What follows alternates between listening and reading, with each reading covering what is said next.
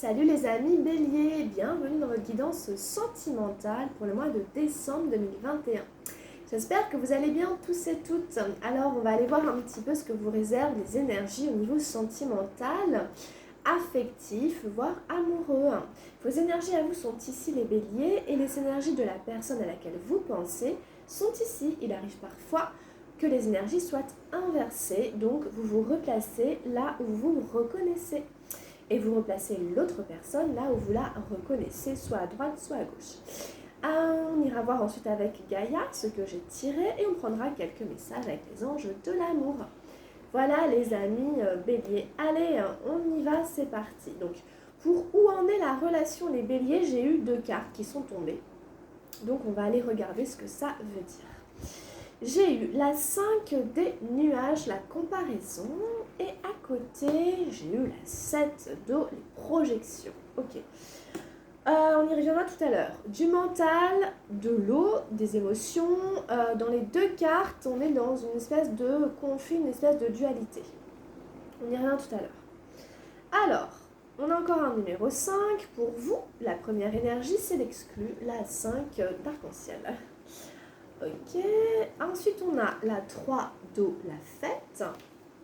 Et enfin, nous avons la numéro 12 des arcanes majeures, la nouvelle vision. C'est un tirage intéressant en progression. C'est un tirage qui progresse, donc c'est plutôt bien. Alors ensuite, pour la personne en face de vous, nous avons la 3 des nuages, l'isolation.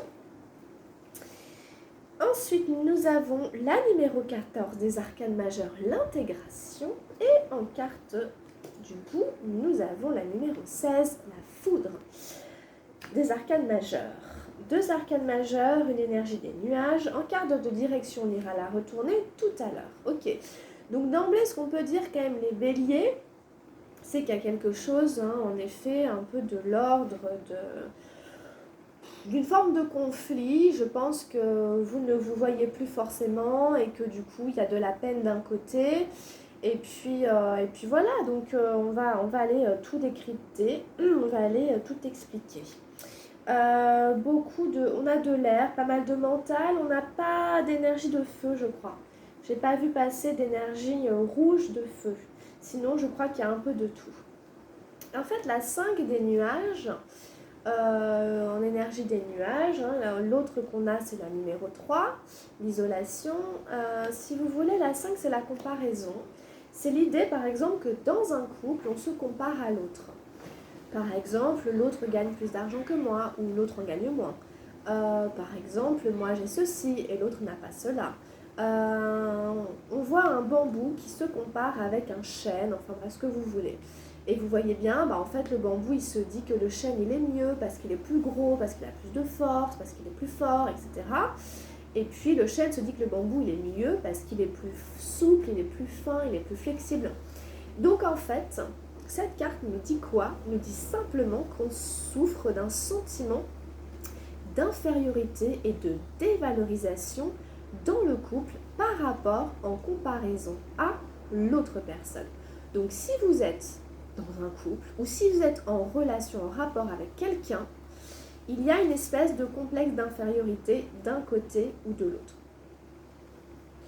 Voilà. Ou même peut-être que chacun se compare à l'autre, à sa situation, mais quelque part on n'arrive pas à se plaire tel que l'on est soi-même. Voilà, donc forcément dans une relation de couple c'est un peu malheureux parce que la comparaison ne peut pas nous rendre heureux. Même en général en fait, dès qu'on commence à se comparer, il y a toujours mieux que nous, il y a toujours plus ceci, bon, voilà quoi, ça vient toujours alimenter une espèce de sentiment d'infériorité, la comparaison. On invite toujours à trouver sa propre valeur, non pas justement dans le regard de l'autre, dans la comparaison, mais en soi-même. Donc bon, il y a quelque chose déjà ici quand même qui va pas, entre guillemets. Et en plus, on a la 7 d'eau, les projections. Donc si vous voulez, les deux ensemble, c'est beaucoup, je pense, c'est quand même du conflit parce que les projections, on va reprocher à l'autre ce qui à l'intérieur de nous, si vous voulez, n'est pas ok. Et c'est inconscient. On le fait inconsciemment. On est agacé par quelque chose que fait l'autre. Et en fait, c'est parce que cette chose nous renvoie quelque chose en nous, au niveau par exemple karmique, etc., qu'on n'a pas dépassé, qu'on n'a pas résolu. Sinon, on ne réagirait pas. En fait, on réagit. Voilà. Il y a quelque chose qui fait qu'on réagit, on est agacé. On voit un homme et une femme qui se disputent. Donc, que vous soyez en couple, un homme, une femme, deux hommes, peu importe, il y a une espèce de face à face qui est vraiment un peu conflictuelle, comme quand on est de manière frontale face à quelqu'un, comme on dit, on s'affronte. Voilà. Les yeux dans les yeux, les cornes contre cornes, front contre front, on se dispute. Et en fait, on voit dans cette carte les inconscients de chaque personne ressortir avec ce bleu ici, qui représente notre inconscient, qui nous agit tous à plus de 90%. Et si vous voulez, ces personnes sont sous l'emprise de leur inconscient, qui peut être du coup du karma, du conditionnement, des blessures, tout plein de choses qui nous agissent et qui font qu'avec certaines personnes, ça ressort beaucoup plus parce qu'on vient traiter notre karma, on vient traiter tout ça. Et l'endroit où on le travaille le plus, c'est dans les relations amoureuses. Donc après, il faut voir à quel degré c'est possible ou pas, hein, parce que des fois, c'est juste trop, on n'arrive pas, si vous voulez, à dépasser ça et à revenir à une forme de communication non violente, à une forme de compromis, à une forme de terrain neutre, etc. On se renvoie beaucoup trop de choses, et ben il y en a un qui finit par sortir de la maison, et puis on ne sait pas trop quand est-ce qu'on va se revoir, parce que c'est trop électrique. Donc si vous voulez, on voit bien dans ces deux cartes-là, après j'arrête, je passe au reste, mais qu'en fait il y a toujours une histoire de moi et l'autre, il y a toujours deux, hein, c'est un 5 et un 7, c'est des chiffres impairs, donc justement c'est dès qu'on n'arrive pas à trouver le compromis, on n'arrive pas à faire le 1 plus 1 égale 3, là si vous voulez ça reste dans le, on ne trouve pas l'issue, hein, on est coincé dans ce rapport de force. Dans ces sentiments d'infériorité, on s'affronte et il n'y a pas de terrain d'entente. Alors, du coup, vous vous sentez exclu d'une situation. Voilà, on arrive sur un 5 d'arc-en-ciel, l'autre ne me répond même plus. Voilà, si je donne un signe, si je demande quelque chose, j'appelle, je n'ai aucune réponse, je n'entends rien, on ne me répond pas. On a un enfant, un personnage... qui est représenté par un enfant, mais peu importe l'âge que vous avez, c'est l'état, dont parle la carte. Voilà. J'appelle, je tiens les barreaux, je fais ouh, venez m'ouvrir, je suis là et tout, mais il n'y a personne qui arrive, il n'y a personne qui entend rien. Ils se sentent exclus, rejetés, des sentiments de rejet, des sentiments d'abandon, des sentiments d'exclusion, des sentiments d'être privés. Des sentiments de ne pas être intégré, bon voilà, je suis à part, je suis rejetée, puis tout le monde s'en fout. Voilà, personne ne m'aime, c'est vraiment le complexe, encore une fois, le complexe de personne ne m'aime. Voilà, tout le monde s'en fout. Mais ce que dit cette carte, c'est que le cadenas est ouvert. Regardez bien, le cadenas est ouvert, il n'est pas fermé à clé. Il n'est pas fermé en fait. Et l'enfant s'en rend pas compte, parce qu'il est accroché à ces trucs-là, en train d'appeler, il est dans cette... Tout son être est tendu dans cette situation, donc il ne se rend même pas compte. Donc il faut décrocher, comme on dit, il faut décrocher, renoncer de cette manière de faire, qui est comme il fait là, comme vous faites peut-être. C'est évidemment difficile parce que quelque part on a un gros sentiment d'échec, mais comme le disait votre guide en général, il faut accepter. Voilà, j'accepte ce sentiment d'échec plutôt que de m'accrocher pour avoir raison. Ok, j'accepte que ça a foiré, j'accepte que ça ne se passe pas comme je veux.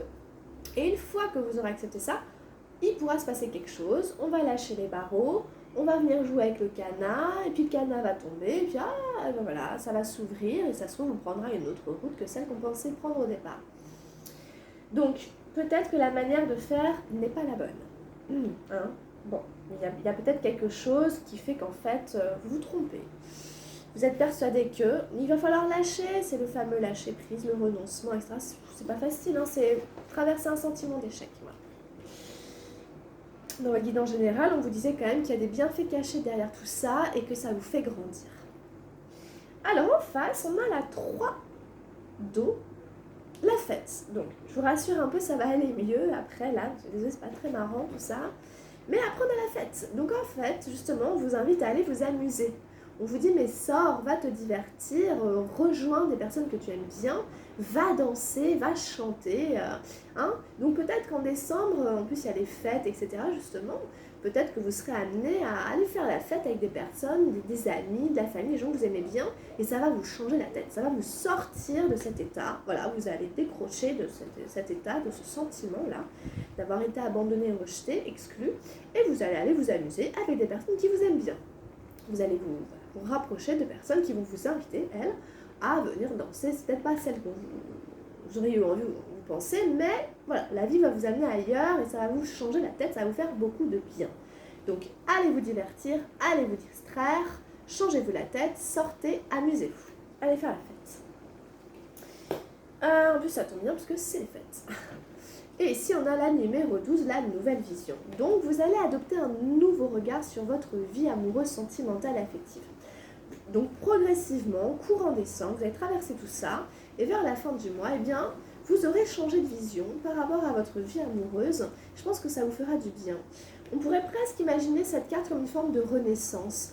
Encore une fois, ça me fait penser à votre guidance générale, vous aviez les possibilités. Quelque chose va s'ouvrir. Hein, ce personnage, il était accroupi, et quand il était accroupi, il ne pouvait pas voir le ciel avec toutes ses possibilités, toutes ces étoiles qui représentent autant de possibilités. Mais pour ça, il devait changer de position. Donc symboliquement, voilà, c'est comme l'enfant ici, il doit décrocher, il doit se tourner, il doit arrêter de faire comme ça. Et donc du coup, on part sur un renouveau, on part sur une espèce de métamorphose, on part sur un nouveau point de vue, etc. Parce que la vie nous a amenés dans d'autres énergies, dans un autre élan, dans un autre mouvement. Donc allez-y, vous allez adopter une nouvelle perspective par rapport à votre vie sentimentale, quelque chose va s'ouvrir. Donc c'est bien, ça va vous faire beaucoup de bien. Donc vous voyez, il y a un joli progrès ici. Voilà pour vous. Alors en face de vous, franchement sans surprise quelque part, hein, vous avez tous les deux une carte un peu difficile qui parle du renoncement, du rejet, d'une forme de solitude, hein, d'être mis à part. Vous, c'était la 5 d'arc-en-ciel, l'autre, c'est la 3 des nuages, c'est l'isolation. Voilà. Ici, on se sent particulièrement seul, et puis on a envie de pleurer, et puis on se sent seul, abandonné, et peut-être pas aimé non plus. Là, on s'est mis une armure de glace.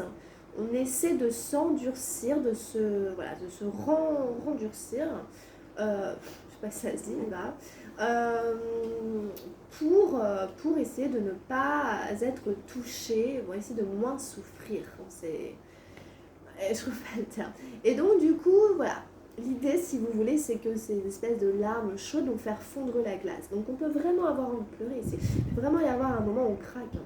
Mais ce sont des larmes de guérison, ce sont des larmes salvatrices qui vont permettre de briser la glace et justement de libérer les émotions, au sentiment de s'exprimer et à tout ce qui doit être vécu, de se vivre, pas garder les choses en soi et être trop cristallisé. Donc, c'est vraiment pas facile, évidemment. Par contre, une fois que c'est traversé, ça va mieux, ça soulage, ok. Voilà. Donc, à mon avis, ouais, ça fait écho à tout ce qu'on disait au début. L'intégration. Voilà. Donc, la numéro 14, ici, explique, si vous voulez, qu'après avoir vécu ça, eh bien, la personne en face de vous, le personnage, va pouvoir intégrer ce vécu. Hein, va pouvoir se l'approprier. Et s'il y avait des dualités chez cette personne, puisque c'est ce que nous montre la carte, un personnage qui est divisé, qui est en dualité, eh bien, on va se réintégrer, on va trouver l'harmonie, on va trouver l'unité à travers nos différentes dissonances, à travers nos incohérences, à travers nos dualités intérieures. Hein. Quand je dis blanc et que je fais noir, quand je dis quelque chose et je fais le contraire, eh bien voilà, je vais craquer une bonne fois pour toutes et ça va me permettre d'intégrer, voilà, de me réintégrer, de me réharmoniser. Il y avait quelque chose, il y avait une dissonance et puis bon bah voilà. Donc vous voyez bien comme le montre le yin et le yang, on essaie justement d'être dans une forme d'intégrité, d'intégration, une forme de se recentrer. Ici c'est un recentrage et c'est aussi une manière, si vous voulez, d'intégrer notre vécu, nos expériences, vraiment en soi, hein. Forme de cohésion, de cohérence. Et puis vous voyez bien ce personnage, voilà, il avait un côté rouge, un côté bleu, puis bah là ça y est, il forme une seule et même personne, il n'est plus Dr Jekyll et Mr Hyde et tout ça, voilà, ça devient cohérent, on intègre. Et puis ça nous permet de nous reconnecter au ciel avec ces énergies arc-en-ciel, d'accord? Et puis une forme de sagesse avec le serpent et tout ça, donc vous voyez? Voilà. Et la numéro 16 ici, en carte du bout, c'est pas facile, c'est un peu lourd on va dire, hein, le tirage par la personne en face de vous était quand même assez dense. Parce que arrive la foudre ici, arrive l'électricité, arrive peut-être un chamboulement, peut-être une espèce de crise, peut-être quelque chose que la personne n'avait pas prévu, quelque chose d'involontaire, peut-être des circonstances de la vie. Ici ça peut être l'univers, hein. Ça peut être vraiment des choses climatiques et tout, ou alors si vous voulez c'est la vie qui semble, pas forcer les choses mais un peu, qui semble... hop, un imprévu de taille, un imprévu qui nous fait prendre une décision radicale, un imprévu qui nous oblige à bouger, à changer complètement du tout au tout, du jour au lendemain. C'est un peu ça. Donc il est possible que la personne en face de vous soit ébranlée par un événement qui est en général assez brutal, assez intense et de courte durée, mais qui peut quand même avoir une conséquence très importante dans la vie, dans le quotidien de la personne. Venir comme faire une rupture dans le quotidien pour changer, modifier quelque chose tout de suite comme ça. C'est comme par exemple apprendre que quelqu'un, je sais pas, est malade ou je sais pas, et partir à l'autre bout du monde pour aller voir cette personne. Donc ça crée vraiment une espèce de chose très brutale, une espèce de fracture, une cassure dans le quotidien à ce moment-là. Donc voilà, donc vous verrez bien ici, il y a quand même... Il va y avoir du mouvement pour la personne ici parce qu'elle a besoin d'intégrer ses expériences. Et ça n'a pas forcément été facile. Donc voilà. Voilà un peu ce qu'on peut dire. Alors, qu'est-ce qu'on a en carte de direction? Ah oui, je l'avais vu tomber. La vacuité, la numéro 5 des arcanes majeures. Je suis désolée, votre tirage n'est pas forcément facile. On a beaucoup de 5, on en a 3. Alors, qu'est-ce que c'est que la vacuité? En fait, si vous voulez, de base, le plus important à retenir, c'est d'accepter le changement. D'accepter que dans la vie, tout est impermanent. Un jour il fait beau, le lendemain il pleut. Un jour on va bien, le lendemain on va moins bien. Bon, voilà, c'est comme ça. La vie, c'est des cycles. On vous invite à ne pas avoir peur de ce côté changeant de la vie. Parce que personne n'aime ça, notre ego n'aime pas. On a besoin d'être rassuré, hein, en tant qu'humain, on aime ce qui est sûr. Et en fait, le côté impermanent de la vie nous stresse. Voilà, sauf que tout est impermanence dans la vie. En fait, ça vous parle que vous êtes dans une période de nettoyage. Vous êtes en train, consciemment, inconsciemment, dans vos cycles, de faire une espèce de nettoyage par rapport à votre vie sentimentale.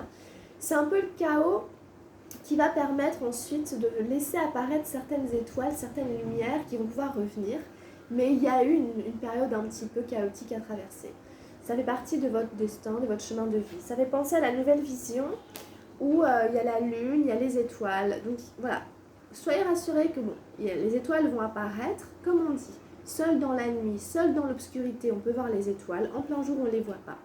Donc c'est nécessaire, la nuit est nécessaire. Allez voir le guide en général qui parlait des bienfaits cachés. Ne craignez pas cette période un peu sans repère. C'est un peu cette idée, un peu en mode oulala, c'est un peu le trou noir, je ne sais plus du tout à quoi m'accrocher. Prenez-le comme une espèce de période de nettoyage dans votre vie pour qu'ensuite d'autres choses puissent apparaître dans un nouveau décor, on va dire, un nouveau cadre. Et c'était nécessaire, cette période-là était nécessaire. Donc voilà. Voilà un peu ce qu'on peut dire sur votre tirage. Je n'ai pas forcément vu dans les béliers, je dois le reconnaître, mais voilà.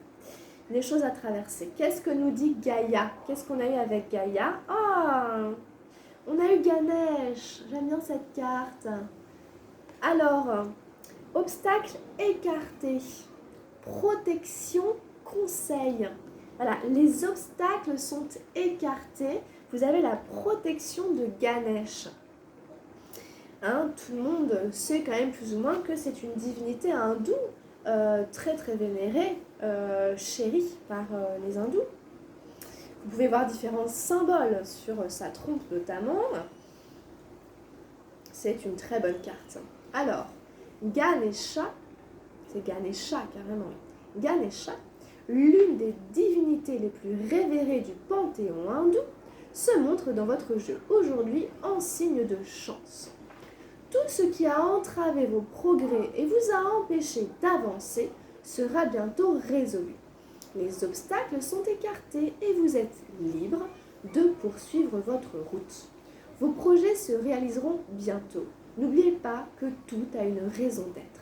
Les obstacles que vous avez rencontrés étaient en réalité un bienfait déguisé, une intervention divine. Le moment et les circonstances n'étaient pas favorables et vos efforts préalables ne vous auraient mené qu'à la déception et à l'échec. La voie est libre et le moment est venu. Les planètes sont alignées dans une position favorable. Donc c'est comme je disais, hein, je suis survenue au moins 2-3 fois, et bien fait caché. Allez voir le guide en général, ça parle aussi pas mal de ça. Voilà, vous avez vécu une période peut-être un peu pas facile. On vous dit que ces obstacles sont écartés, vont être écartés. Hein. Et comme le disait la carte de l'exclu pour moi, les circonstances n'étaient pas favorables et de toute façon vos efforts auraient été vains. Ils vous auraient mené à la déception et à l'échec. Donc il ne faut pas regretter en fait. C'est que ce n'était pas la bonne voie. Hein. Vous allez pouvoir poursuivre votre route de manière libre. Vos projets vont bientôt se réaliser. Hein. Alors, les affirmations positives, je suis protégée et guidée par un pouvoir supérieur. Quand ma route est bloquée, je l'accepte comme un signe. Je rends grâce pour cette intervention divine. Quand ma route est dégagée, j'avance avec confiance. Tout ce qui se produit a une raison d'être. Donc c'est bien parce que vous comprenez aussi qu'en effet, quand la route est bloquée, il y a une raison. Même si vous ne la connaissez pas, il y a une bonne raison, entre guillemets, au fait que il ne faut pas aller dans sa direction. Même si votre mental voudrait y aller, il y a quelque chose de plus fort et c'est en effet comme une intervention divine, on peut le voir comme ça. Donc voilà, il faut s'y plier parce que de toute façon c'est pour notre bien. Ok, ben écoutez, quelle traversée! Ouais, j'ai fait un gros clin d'œil parce que c'était gros quand même. Je trouvais ça super drôle. N'est-ce pas? Alors, donc les amis béliers, qu'est-ce qu'on a eu? Bon, laissez une chance à votre relation. Travaillez sur votre couple. Après, peut-être qu'il y en a, il faut quand même travailler sur le couple. Hein. Faut voir, hein, c'est vous qui savez. Hein. C'est vous qui savez s'il faut donner une chance ou pas à la relation. Donc je vous rappelle les béliers que si vous avez besoin d'une guidance personnalisée, vous pouvez prendre contact avec moi. J'ai mis mon mail dans la barre de description puisque cette guidance reste une guidance générale et que du coup, c'est très large. Donc en fonction, si vous avez besoin, voilà, vous me contactez, on prend rendez-vous, on fait une consultation privée pour vous, juste pour vous tout seul. Alors les béliers, qu'est-ce qu'on a avec les anges de l'amour? Qu'est-ce qu'on a avec les anges de l'amour pour les béliers en décembre? Pour finir cette guidance, pour finir cette année 2021, pour finir, qu'est-ce qu'on a pour finir tranquillement cette année 2021 pour les amis béliers? Exprimez votre amour, lancez-vous, faites le premier pas. S'il y a des personnes qui sont amoureux, s'il y a des personnes qui ressentent quelque chose, il faut l'exprimer. Voilà. De toute façon, il est toujours préférable de se livrer, de sortir ce qu'on a sur le cœur et puis de voir, ok? Donc voilà. Si vous avez des sentiments pour quelqu'un, dites-le lui. Allez. Alors, j'ai tiré, je crois que c'est cela vaut la peine d'attendre. Ouais. Cela vaut la peine d'attendre, c'est une très jolie carte. On vous dit, la synchronisation divine est à l'œuvre dans votre vie amoureuse. On vous dit qu'en fait, c'est une histoire de temps et on vous dit aussi que dans l'invisible, on essaie de mettre sur votre chemin des synchronicités, des rencontres, des heureux hasards pour vous mener à une personne qui vous correspond, voire à la bonne personne pour vous. Donc restez attentif en fait à tous ces heureux hasards, à ces drôles de coïncidences, tout ce que vous rencontrez sur votre route puisqu'on essaie de vous amener. Sauf que voilà, ça prend un peu de temps mais ça en vaut la peine. Parce que ce qu'il y a au bout de la route, c'est quelqu'un qui vous correspond complètement. Mais pour ça, il y a une traversée à faire et ça vaut la peine d'attendre. Donc ne vous précipitez pas, ne forcez pas les choses, comme on a déjà dit tout à l'heure, etc.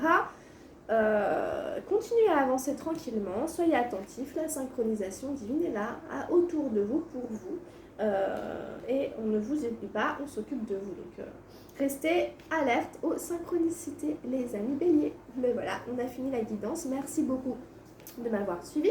J'espère qu'elle saura vous aider, vous guider, vous accompagner en décembre. Je vous souhaite une excellente fin d'année. Prenez bien soin de vous, faites la fête, profitez des fêtes de fin d'année. Et puis on se retrouve très bientôt, les béliers, en 2022, pour démarrer l'année 2022 ensemble. Restez avec moi, merci d'être là. Et merci pour tous les abonnés. Je vous souhaite vraiment le meilleur. À très bientôt. Et puis complétez avec aussi l'ascendant lunaire. Likez la vidéo, mais restez avec moi, surtout les béliers. Allez, très belle fin d'année. Puis à très vite. Gros bisous. Prenez soin de vous. Ciao, ciao. Bonne fête. Bisous. Bye bye.